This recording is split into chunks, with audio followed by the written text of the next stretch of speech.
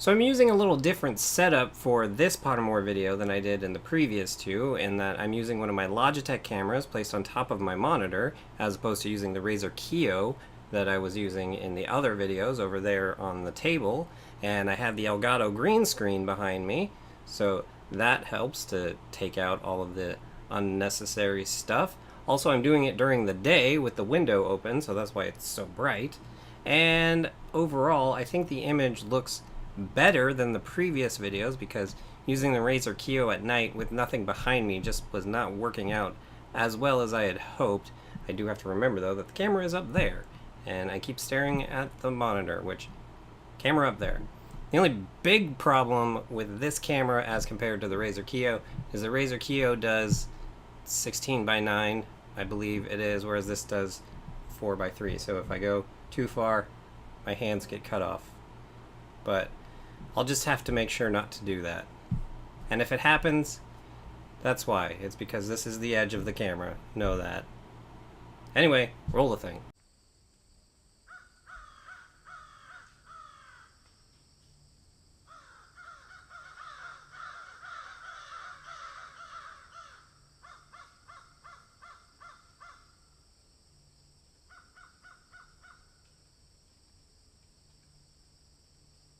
Hey guys, Sean here. So as I mentioned in the previous Pottermore video, the reason that I decided to retake the Hogwarts quiz is because I've been listening to the podcast Fantastic Geeks and Where to Find Them, hosted by Brizzy Voices and Tessa Netting, and they had an episode where they took the Hogwarts house quiz again, and so I was like, well, I will take it again before listening to their results, and if you want to see all about that, you can either watch the very first video in this series or the last video in this series.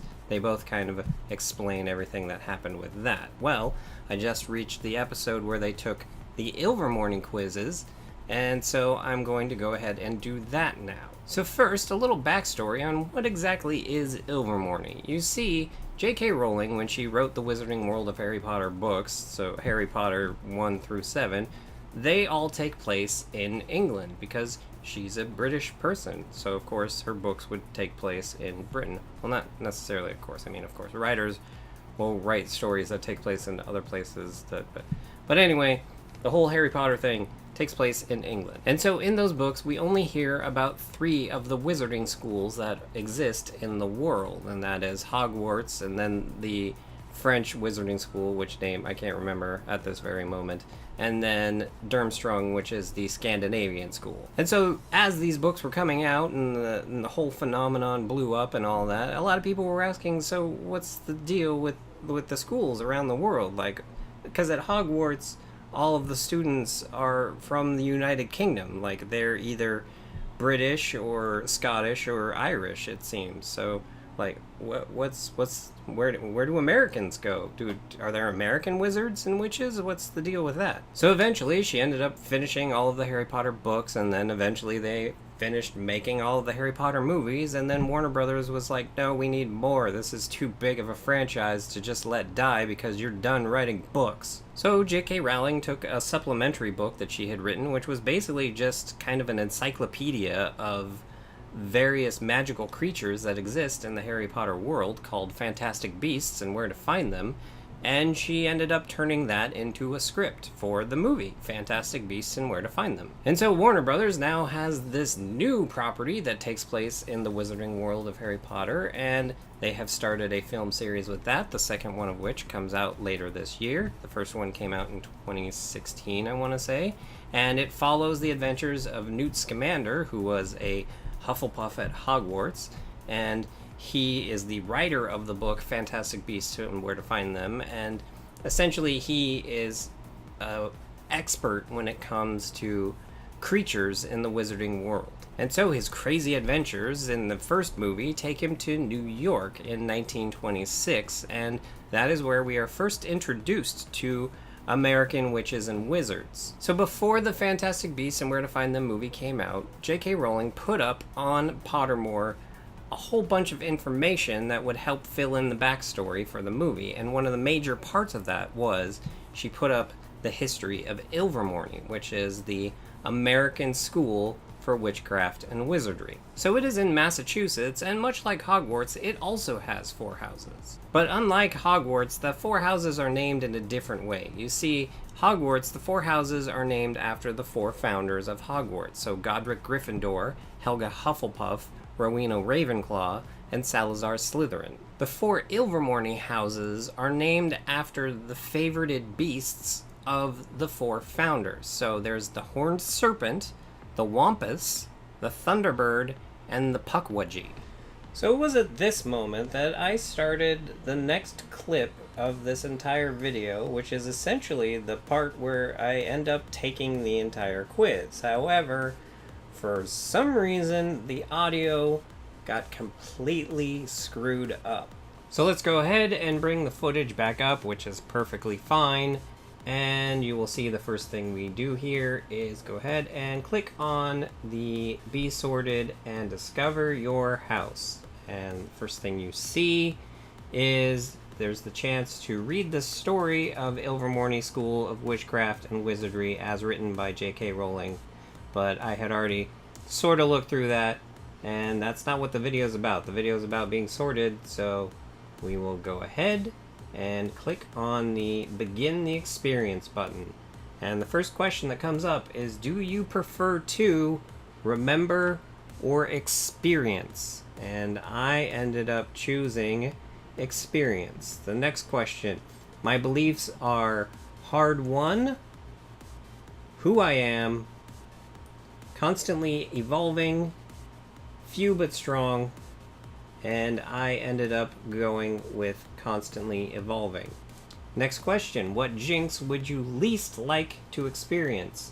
A jinx that meant nothing was funny, a jinx that made all food taste like straw, which wouldn't be bad because I would lose weight, a jinx that kept you constantly awake, which wouldn't be bad because I'd be able to get things done, a jinx that played music constantly in your head, it really depends on the music, a jinx that struck you dumb, which would be fine because I'd be happy because I'd be too dumb to not be happy, and a jinx that forced you to tell the truth. I don't really lie that much, so overall I went with a jinx that meant nothing was funny because that sounds terrible. Next up is this question, which I had to reread and really think about for a moment, and that is, think of the question you would most like answered by a person or an all-knowing being or device, which we already have those, they're called Magic 8 Balls. Which of the following most closely resembles the answer you'd like to hear? So this is an interesting question because there's this huge list of answers, and then there is also an endless number of questions you could possibly ask this device or person. So I don't really understand how this question works from a technical standpoint, but there is about 12 or 13 potential answers that you can give here. So, first up is without a shadow of a doubt, never, very soon, it is impossible, yes, I will show you everything, only if you agree, if you come with me, no, I didn't, you are, yes, you may, only once, if you want to, forever. Not for many years. So I'm not going to tell you the question that I chose because it's kind of a personal question. And I ended up going with if you want to, because that made the most sense for the question that I asked. So next question is, whose judgment do you most fear? Nobody's, my own, my friends, my family's, the world's. The world seems a bit too delusions of grandeur, as well as histories. So I didn't go for either of those, and I do fear some judgment, so that I couldn't do my own. I deal with my own judgment all the time, and my family doesn't really judge me that often as far as I know. Plus I don't have that big of a family, so I didn't really have to fear their judgment all that much. So I eventually ended up going with my friends. What would you exchange for your heart's desire? Anything, that which I can afford to lose, blood, sweat, and tears, what it is worth, and those are the 4 options. So, blood, sweat, and tears, that's pretty much how you get what your heart desires. So if I were to select that one, that wouldn't make sense, because if that was the truth, then I would have already achieved my desires, because I would have already put in the blood, sweat, and the tears. So I actually ended up going with that which I can afford to lose. My greatest weakness is nobody's business but mine. What makes me, me? The source of my greatest strength. Something I must change. So I ended up going with something I must change. And now we come to this question, which is a very fascinating question. You can rescue a baby or the only bottle of a potion that could save 1,000 lives. Which do you save? So the first answer is the baby. The bottle only might save 1,000 lives. And the second answer is the bottle. The chance of saving 1,000 lives is too important to miss. Now what this comes down to is how much guilt are you willing to live with? So if you save the baby, the bottle, yeah, there is the potential that it will only save 1,000 lives, but you don't know for sure. So you will have the guilt for the rest of your life that you could have potentially saved 1,000 lives. Whereas if you save the bottle, you will have the guilt of not saving the one versus potentially being able to save 1,000. So I ended up going with the bottle because the needs of the many outweigh the needs of the few. And as you can see here, that question was enough to place me into Thunderbird. And full disclosure, Thunderbird is what I wanted. It was what I was sorted in the first time that I ever took the Ilvermorny quiz. And I just like having Thunderbird because Thunderbird and Ravenclaw, they're both birds, and I like that. I know it's simple and silly, but I like the fact that they're both birds.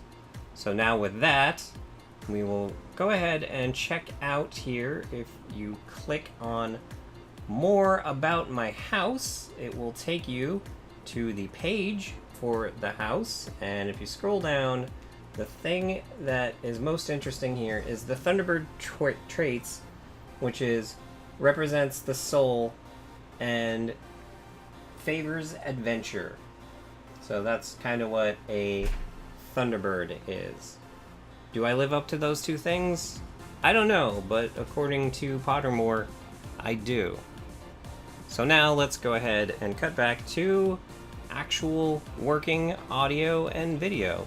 Okay, and so that's going to do it for this video. As you can see here, there is the Discover Your Patronus. We will go ahead and do that in the next video, and then also we will do in the next video the same thing that we did in the second video. So someone went through and figured out all the potential questions that you could get asked in these quizzes. So if you saw in the second video, they took all of those questions and they put them all together in a full list, because the way that this works is that it gives you random questions from the list. At least for the Hogwarts test, it was 32 questions, and as you answer them, it becomes more and more mathematically impossible for you to get sorted into any of the other houses. So eventually it's just like, well, we'll just cut them off here. They don't have to answer any more questions because there's no way they could potentially get any of the other houses. Well, someone gathered all the questions and threw them up on another website, and you can answer all of them and then figure out the percentages of the various houses, what you would get. So that's what we will do for the next video, because they also did it for the Ilvermorny quiz. And that's the quiz that they took on the episode of Fantastic Geeks and Where to Find Them, and I'm on, so I need to take that quiz before I can finish listening to the episode. So let me know in the comments down below if you took the Ilvermorny quiz and what house you got, and if you were happy with that result, and if you think it matches nicely with your Hogwarts house, if you've taken that quiz, and any other sort of Harry Potter related stuff you want to talk about. I usually respond to any comment that is put in my videos. So anyway, with that, that's going to do it for this week's video. So if you like this video, go ahead and hit the like button. And if you'd like to see more of the crazy crap that goes on around here, including that full Ilvermorny quiz eventually, go ahead and hit the subscribe button. And if you'd like to help support the crazy crap that goes on around here, go ahead and hit up my Patreon. And with that, have a good however long it is until you watch my next video.